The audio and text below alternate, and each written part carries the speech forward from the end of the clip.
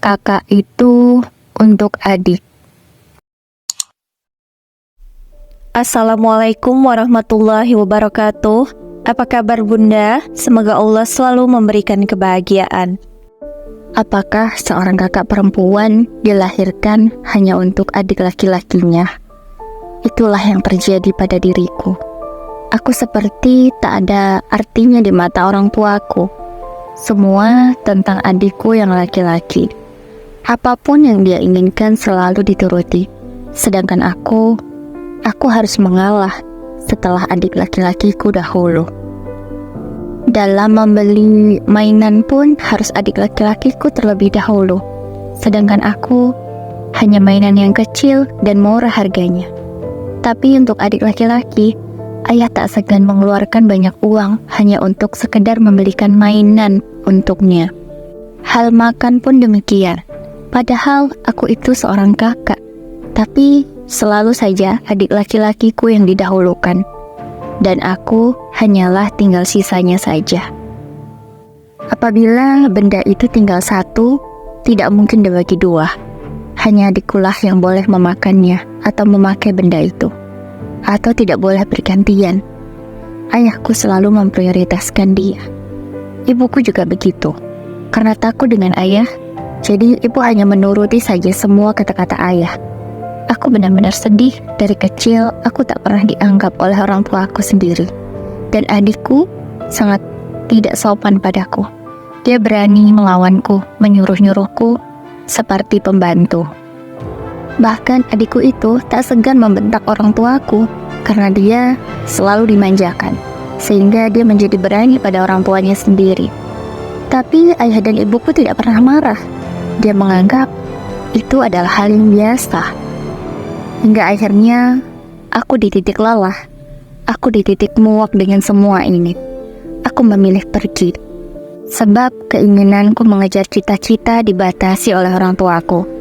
Aku sudah mendaftar di suatu universitas favoritku dan impianku sejak kecil. Tapi, orang tuaku melarang. Dia menyuruh adikku saja yang masuk ke universitas itu, sedangkan aku di 3 saja yang biayanya jauh lebih murah. Sehingga aku bisa cepat kerja, sehingga bisa membantu biaya kuliah adikku. Aku tidak terima semua ini. Aku juga ingin punya masa depan yang baik, tidak hanya adikku saja. Karena hal itu orang tuaku sangat marah, karena mereka menganggap aku durhaka dan tidak menuruti perkataan mereka. Aku pun memilih pergi.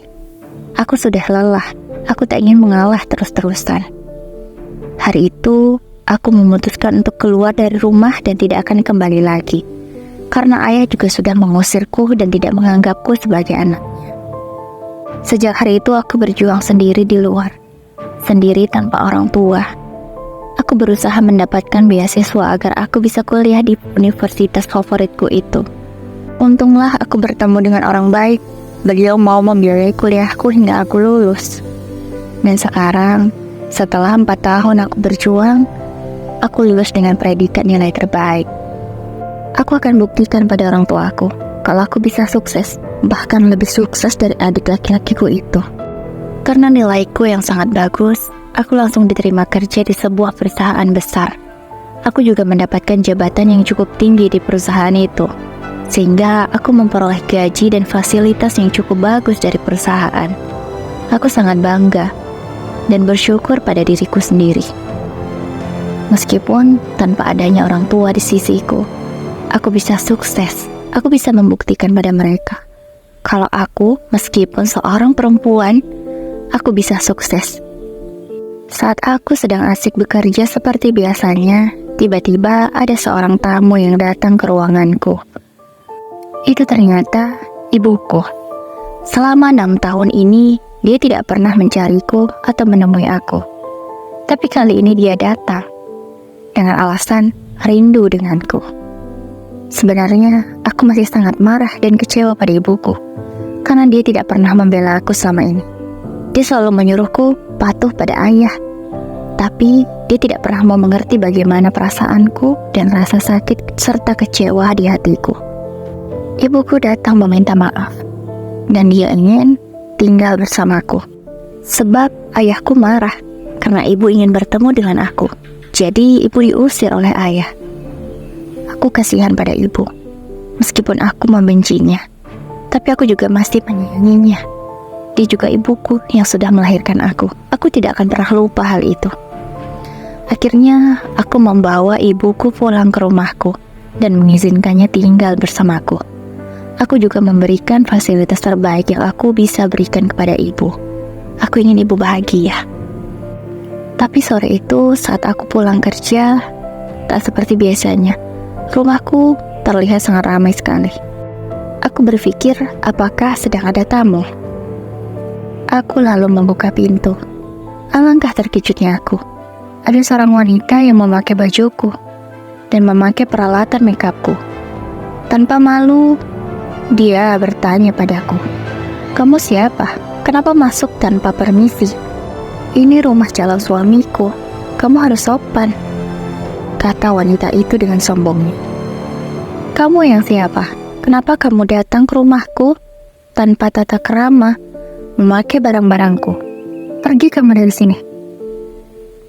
"Nak, ini calon adik iparmu. Kamu jangan usir dia ya. Wajar, dia ingin memakai dan meminjam saja barang-barangmu. Tidak apa ya, kan hanya sebentar saja nanti dikembalikan." "Tidak bisa, Ma. Dia itu tidak sopan. Dia memakai barang-barangku tanpa izin, tapi Mama yang memperbolehkannya." "Iya, lagian kan kamu mampu membeli barang yang lain yang lebih bagus dari itu. Maksud Papa apa? Kenapa Papa datang dan seenaknya di rumahku? Ini kan rumah anak Papa, jadi Papa bebas mau ngapain aja." "Apa? Rumah anak Papa? Apa Papa lupa? Sejak hari itu Papa mengusirku dan Papa bilang aku bukan anak Papa lagi. Jadi aku ini bukan anakmu lagi. Untuk apa kamu datang dan seenaknya sendiri di rumahku? Keluar semua kalian dari sini." Aku memberi izin Mama untuk tinggal karena aku pikir Mama tidak sama seperti mereka. Tapi ternyata sama saja. Aku benar-benar kecewa sama Mama. "Tapi Nak, Mama butuh bantuan kamu. Adikmu akan menikah dan butuh rumah. Mama ingin kamu membelikan rumah untuknya. Kamu kan sudah sukses sekarang, kamu pasti punya uang untuk membelikan rumah. Supaya adikmu tidak malu di depan keluarga calon istrinya." "Apa? Mama menyuruhku membelikan rumah untuk adik? Aku tidak sudi, Ma. Sampai kapanpun aku tidak akan pernah memberikan rumah untuk adik. Dia itu bukan adikku. Tidak mungkin seorang adik membiarkan kakaknya menderita sejak kecil dan tidak mau berbagi. Aku tidak sudi menolongnya. Sudahlah, Ma. Aku tidak mau lagi membantu kalian. Aku benci kalian semua. Silahkan kalian pergi dari rumahku. Aku tidak ingin melihat kalian di sini lagi. Pergi." Kuusir mereka semua. Aku benar-benar tidak terima. Mereka datang hanya untuk meminta agar aku membelikan rumah untuk adikku yang akan menikah. Bukannya mereka mengajarkan mandiri kepada adikku, malah selalu memanjakan dan tidak pernah berubah. Aku tidak mau. Aku tidak sudi menolong mereka. Biarlah. Aku masih sangat kecewa. Terima kasih yang sudah menonton. Semoga kalian selalu diberikan kesehatan. Jangan lupa subscribe ya. Wassalamualaikum warahmatullahi wabarakatuh.